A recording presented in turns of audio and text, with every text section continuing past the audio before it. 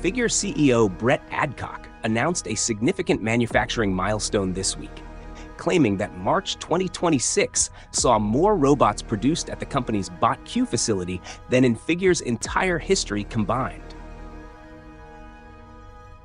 The announcement, shared via a video showing the assembly of Figure 03 robot heads, underscores the startup's aggressive transition from research and development to high-volume commercial production.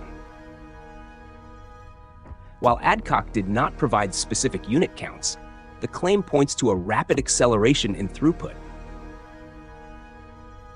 Key to this milestone is the move toward high-volume tooling processes, such as die casting and injection molding, which allowed Figure to achieve a 90% reduction in manufacturing costs compared to its predecessor.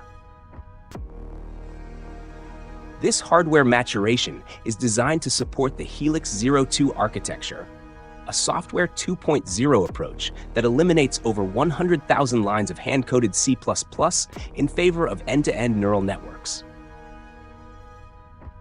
Central to this evolution is the integration of HARC's technology, which replaces third-party voice systems such as those provided by OpenAI with a unified Omni model.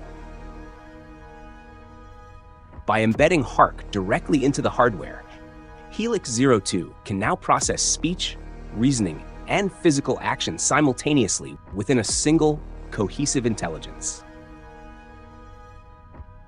The milestone follows Adcock's recent appearance on The Sean Ryan Show, where he revealed that the BotQ facility is currently producing a robot every 90 minutes. Figure aims to scale to 50,000 units annually, with a 4-year target of 100,000 robots.